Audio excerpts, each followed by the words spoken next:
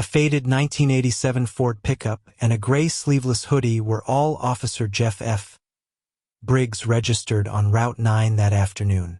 He saw what he always saw, an easy stop, a soft target, a man who would fold the moment a badge got close enough. He didn't see the sealed federal envelope in the glove box. He didn't see the DOJ credentials behind the driver's license, or the live call already running on the phone now pressed against the center console. He didn't see any of it. This wasn't a traffic stop. It was the moment 19 years of unchecked arrogance walked straight into the one man in the country it should never have touched.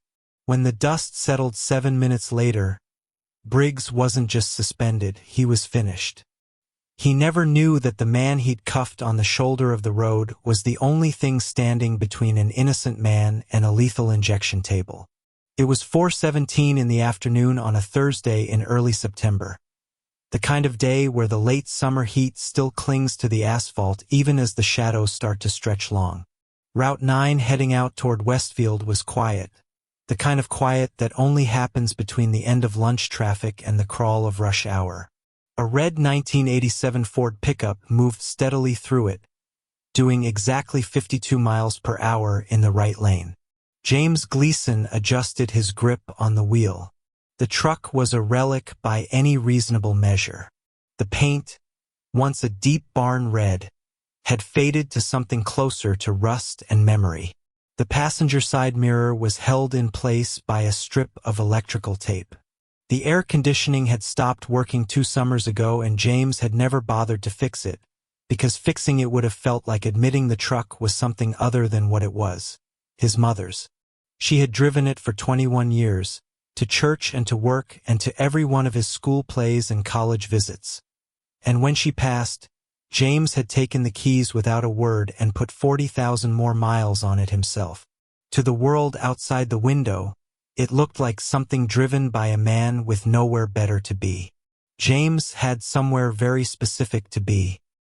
He reached across the seat without looking and pressed his palm flat against the sealed manila envelope resting on the passenger cushion. Inside it was a federal stay of execution order for a man named Marcus Webb, wrongly convicted, sitting on death row with 5 p.m. moving toward him like a wall. James had the order. He had the route. He had 1 hour and 43 minutes, which was enough, barely, but enough if nothing went sideways.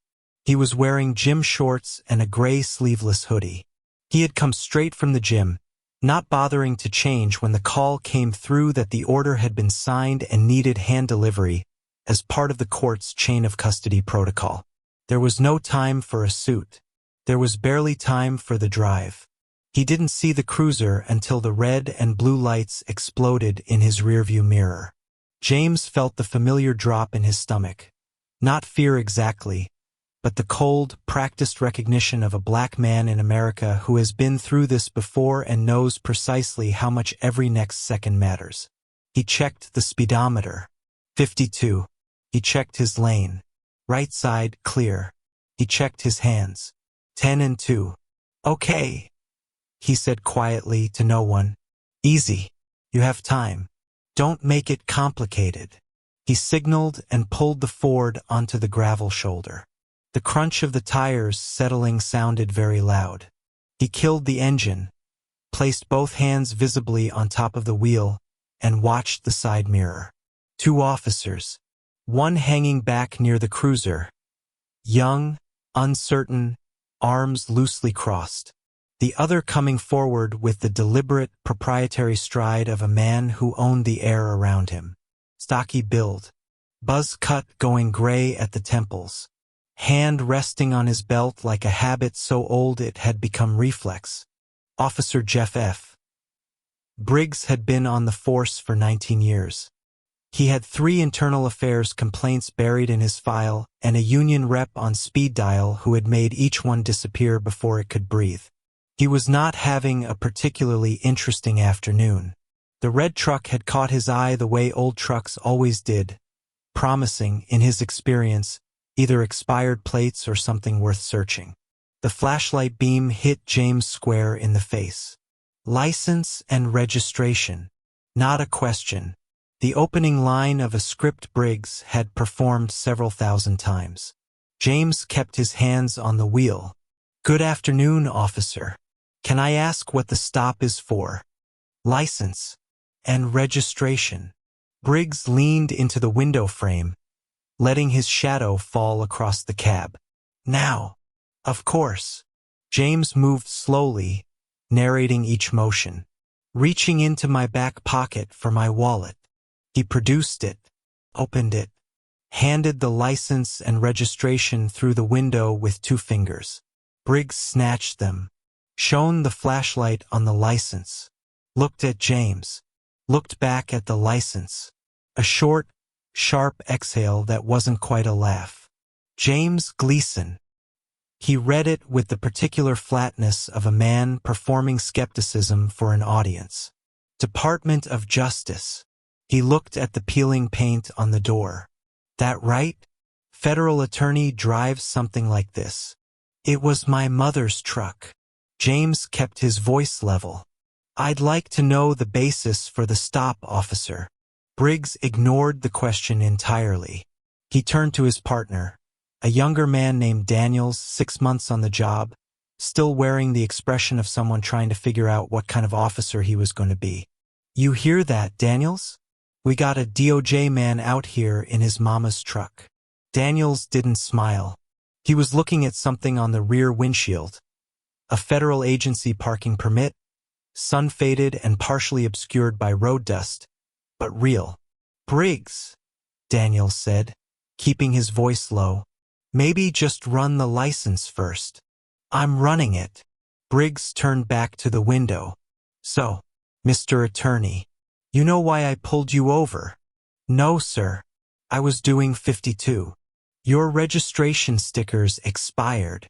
James frowned. "I renewed it online 3 weeks ago. The physical stickers delayed in the mail. I have the confirmation number in the glove box." Briggs leaned in closer. His voice dropped half a register. "You calling me wrong, son?" The words settled between them. James felt the heat move up the back of his neck. He didn't let it reach his face. "I'm saying the renewal is documented. If you'd like to verify it, I'm happy to provide the reference number." "Step out of the vehicle." "Officer, I have a time-sensitive federal document in this vehicle that requires my—" "I said step out." Briggs grabbed the door handle and hauled it open. The hinges groaned. "Now, both hands where I see them." James unfastened his seatbelt. He uncurled from the driver's seat slowly, his full 6'2" frame rising onto the gravel. He stood still. Briggs, shorter by 4 inches and clearly aware of it, shifted his weight forward. "Turn around." Hands on the hood. James turned. He placed his palms on the warm metal. "Officer, in the interior pocket of my hoodie, there is a credentials wallet issued by the United States Department of Justice. I'm asking you to look at it before this goes further." "I'll decide what goes further." Briggs was already patting him down, hands moving with aggressive efficiency. He paused at the front pocket, reached in, pulled out the phone. It was unlocked.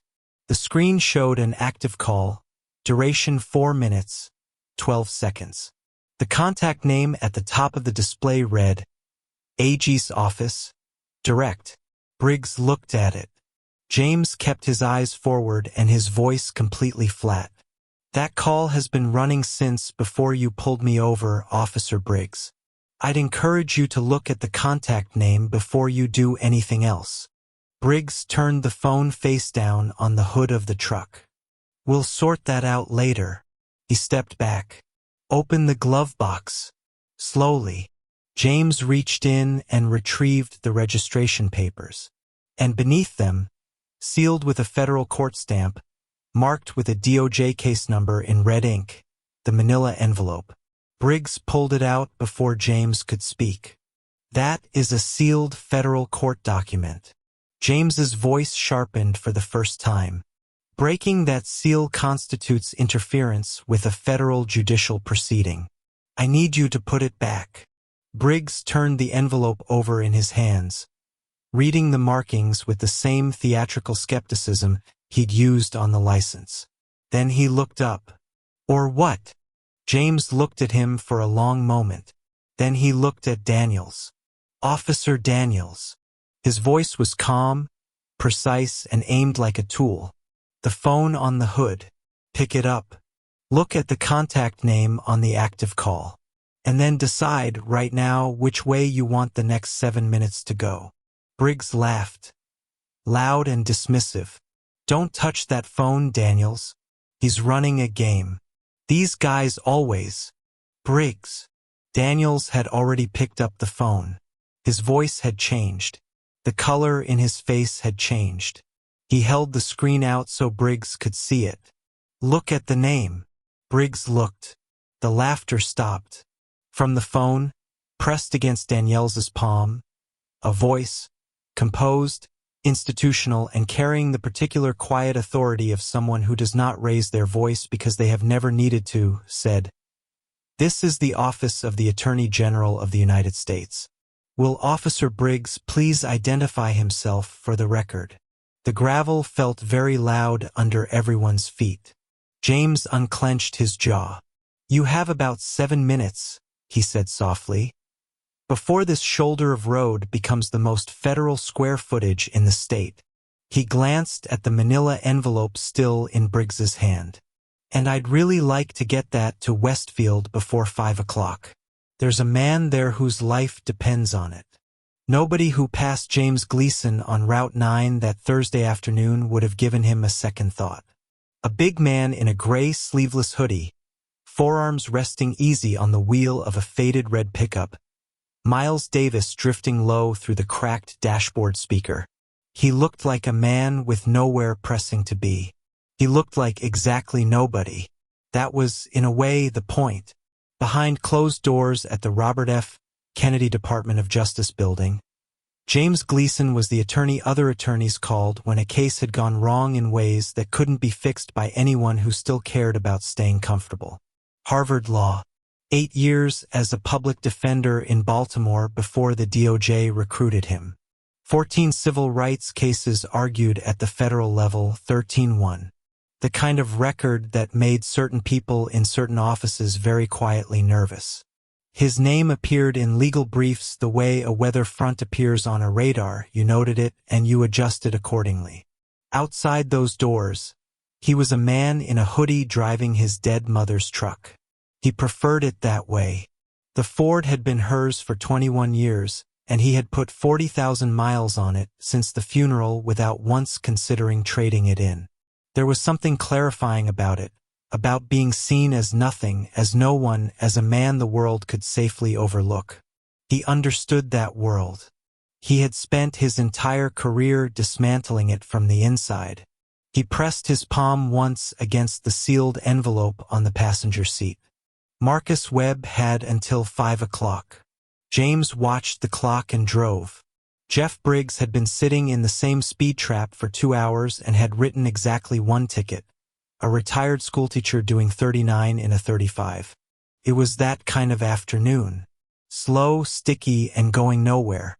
He was on his second coffee and his first bad mood when the red Ford rolled past. He clocked it purely out of habit. Old truck, right lane, nothing obviously wrong. He ran the plates anyway, because 19 years on the job had taught him that boredom was its own probable cause. The registration came back clean. The name attached to the plates, James A. Gleason, returned no warrants, no priors, nothing. Just a name and an address in a decent part of the county. Briggs pulled out anyway. He'd made the decision before the cruiser even crossed the white line. Something about the truck. Something about the driver. Something he wouldn't have been able to articulate and wouldn't have been asked to. He hit the lights and watched the Ford ease obediently onto the shoulder, and that obedience, immediate, practiced, read to him not as innocence but as familiarity. Like a man who had done this before. He climbed out with his hand already resting on his belt. Daniels fell in behind him, hanging back near the trunk of the cruiser the way Briggs had trained him to. The driver's window was already down, both hands visible on the wheel. Briggs noted that too, the deliberate positioning of it, and it irritated him in a way he couldn't name. He put the flashlight on the man's face and didn't move it. License and registration. James kept his eyes forward and his hands exactly where they were. Good afternoon, officer. My name is James Gleason. I'm senior legal counsel with the United States Department of Justice. He reached slowly for his wallet, opened it, and extended it through the window. The DOJ credentials card facing out, gold seal visible even in the afternoon glare. I'm currently transporting a sealed federal court order under chain of custody protocol. Time sensitive. I'd appreciate if we could keep this brief. Briggs looked at the credentials the way a man looks at something he has already decided is fake. He took the wallet, tilted it toward the light, and handed it back with a short exhale that carried the full weight of his opinion. Sure you are, buddy. He glanced back at Daniels with something close to amusement. DOJ. Right lane. Thursday afternoon. He turned back to the window. Step out of the vehicle. Officer, the document in my glove box is sealed under federal court order. If you need to verify my identity independently, I can provide the direct number for the... I'm not calling anybody. Briggs pulled the door open. The hinges protested loudly. Out. Now. James sat with it for exactly 1 second, not hesitating, calculating. He knew what resistance looked like from the outside and he knew what it cost. He knew the math of this moment better than Briggs ever would. He thought about Marcus Webb. He thought about 5 p.m. He decided the clock mattered more than the confrontation. He stepped out. He moved slowly, kept his hands visible, and said nothing further. But behind his eyes he was already counting minutes and adjusting. Briggs circled him the way a man does when he has already written the ending and is just looking for a sentence to justify it. He patted James down with hands that were less interested in finding anything than in demonstrating authority. Hard, flat-palmed, moving fast across his ribs and shoulders. Then he stopped. There it is. His voice carried a satisfaction that had nothing to do with evidence. You moved your left hand. I saw it. That's a furtive movement. He said it the way men say things they have said many times before, reflexively without investment, like entering a password. James had not moved his left hand. Turn around. Briggs had the cuffs off his belt before the sentence finished. He grabbed James's right wrist and wrenched it behind his back with the particular efficiency of a man who enjoyed the mechanics of it. The metal ratcheted shut. Then the left.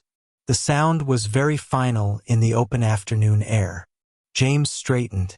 He said nothing. He felt the edge of the cuff biting into his wrist and he did not react to it because reacting was not the calculation he was running. The calculation he was running involved a protocol buried in his DOJ Field Operations Agreement. A clause requiring that the emergency transport phone be answered or actively checked within 4 minutes of any unscheduled stop during live case delivery. If it wasn't, the system flagged it automatically. He had not answered it. The 4-minute clock had already started. 12 feet away, Officer Daniels stood with his arms loosely crossed, watching. He shifted his weight to his other foot. He said nothing. But he didn't stop watching either. For minutes and 3 seconds after James Gleason's wrists cleared the cuffs, a server in a climate-controlled room on the 4th floor of the Robert F. Kennedy building registered the breach and didn't wait for a human decision. It never did. The protocol was automated precisely because the situations that triggered it were the ones where human decisions moved too slowly. 3 field Marshall pagers activated simultaneously. A duty supervisor in the DOJ's Special Operations Coordination Office looked up from his desk at a blinking red status flag attached to a case number he recognized immediately. 12 seconds later, the alert reached the Administrative Office of the United States Attorney General. Not a junior aide, not a duty clerk, but the AG's own secured line, which was answered on the second ring. GPS locked onto the transport phone's position. Route 9, mile marker 14, stationary. The system noted the deviation from the filed delivery route, noted the duration of inactivity, noted the case classification, and began logging every subsequent second with a timestamp that would later be admissible in federal court. A federal operations coordinator initiated a callback. The phone, sitting on the hood of the red Ford where Briggs had dropped it, buzzed against the metal. The sound was small and persistent, a fly against a window. Briggs looked at it. He had taken it from James's pocket during the pat-down and tossed it there without ceremony. He watched the screen light up, watched it buzz a second time, then a third. He picked it up, looked at the name on the incoming call, read it once, then read it again, and placed it face down on the hood without answering. He went back to searching the truck. Daniels had been watching the phone for 2 full minutes. He had watched Briggs toss it onto the hood. He had watched it buzz and go unanswered. He had watched Briggs disappear back into the cab of the Ford, pulling at door panels and rifling through the center console with the focused energy of a man who needed to find something because he had already committed to the search. The phone buzzed again. Daniels looked at James, standing cuffed at the rear of the truck, back straight, expression unreadable, and then looked at the phone. He walked to the hood, picked it up, and answered it before he'd fully decided to. "Hello." The voice on the other end did not introduce itself with a name. It did not ask who was speaking. It simply said, with the measured calm of someone reading from a script that had never needed to be rushed, "This is a federal asset protection call. We are tracking an active DOJ transport asset at your current location. Please confirm the status of the transport officer immediately." 7 words in and Daniels had stopped breathing normally. He lowered the phone from his ear and looked at it the way you look at something that has just rearranged the room. Then he looked at James, who gave him the smallest, steadiest nod. The nod of a man who had been waiting for exactly this moment and was not surprised by any of it. Daniels walked to the cab window. "Briggs." His voice came out thinner than he intended.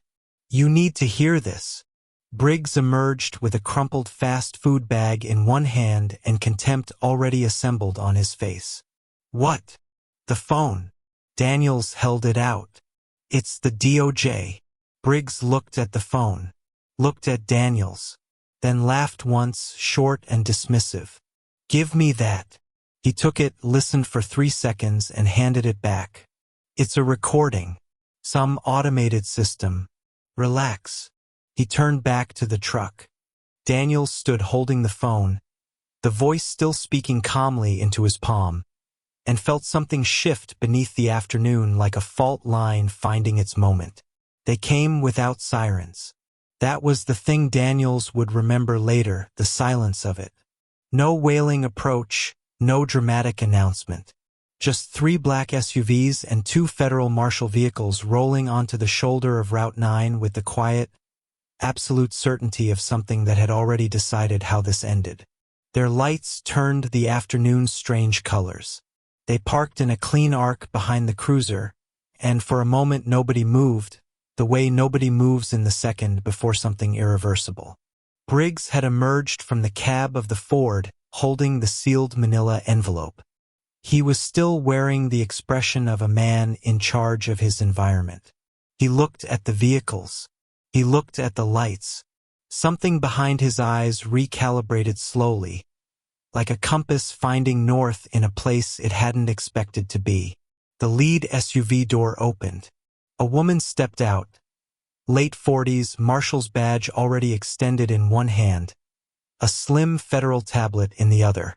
She walked directly to Briggs with the unhurried pace of someone who had made this walk before and found it straightforward. "Officer Jeff Briggs." Not a question. "Senior Marshal Diane Collier, DOJ Special Operations."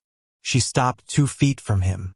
As of 4 minutes and 51 seconds ago, You are the subject of an active federal civil rights investigation. Every action you have taken at this location has been logged, recorded, and time-stamped by the DOJ case management system. She glanced at the envelope in his hand. I'll take that. Briggs didn't move immediately. His mouth opened slightly. The envelope, Officer Briggs. Her voice didn't change at all. Now, please. Marshal Collier removed the cuffs herself. She did it efficiently, without ceremony, and handed James a folded navy suit jacket. His own, retrieved from the locked transport bag in the lead SUV per standard asset protocol. He shook it out, put it on, and said nothing. From the lead SUV's open door, a phone sat propped on the center console. The Attorney General's voice coming through the speaker with the flat, precise diction of someone dictating for the record. He was asking Briggs to confirm his badge number, his supervisory chain, and whether he understood the nature of the charges being formally noted. Briggs had gone the color of old chalk. He started with an explanation: the truck, the registration sticker, standard stop, nothing unusual. Then, when that produced only silence from the speaker, he moved to an apology. A misunderstanding, no disrespect intended. He hadn't known, couldn't have known. Then, when that produced nothing either, he moved to bargaining, his voice dropping into something that was almost unrecognizable as the same voice that had said boy 40 minutes ago on an open highway. He mentioned his 19 years, his record, his family. The AG's voice noted each statement for the transcript and moved on. James picked up the sealed envelope from Marshal Collier, checked the time, 4:31 p.m., and walked to the lead SUV without looking at Briggs once. Not out of contempt, simply because Briggs no longer required his attention. Behind him, Daniels was already speaking to a federal recorder, his voice steady and unprompted, giving a full voluntary account of everything he had witnessed from the moment the cruiser lights came on. Every detail, in sequence, from the beginning. The warden's phone rang at 4:49 p.m. James was already in the corridor outside the processing hold when the call came through. Standing still in the particular fluorescent quiet of a prison hallway, suit jacket on, the delivered envelope now logged and receipted and working its way through the institutional machinery that moved, in his experience, at exactly the speed it chose to. He had learned a long time ago that you couldn't push it. You could only show up, deliver what you carried, and wait. At 4:49, the machinery moved.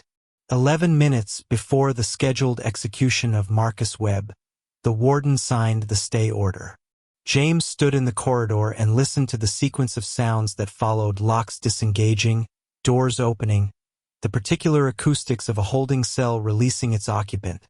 And when Marcus Webb came through the door, blinking in the corridor light, James shook his hand once and said nothing that needed to be said.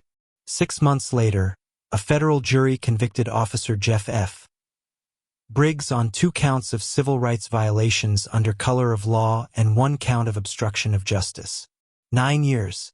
No parole eligibility. Pension forfeited in full.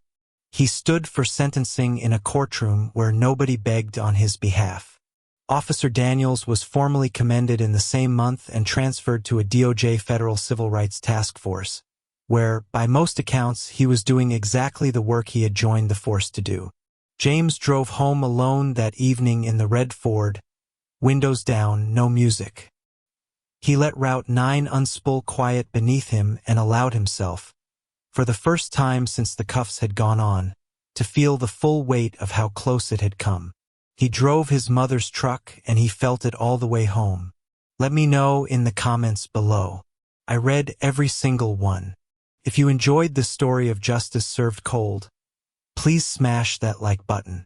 It really helps the channel grow. And if you haven't already, hit subscribe and ring that notification bell so you never miss a story. We've got a crazy one coming up next week about a landlord who tried to evict a tenant only to find out the tenant owned the building. You don't want to miss it. Thanks for watching. Stay safe and remember, always check your tail.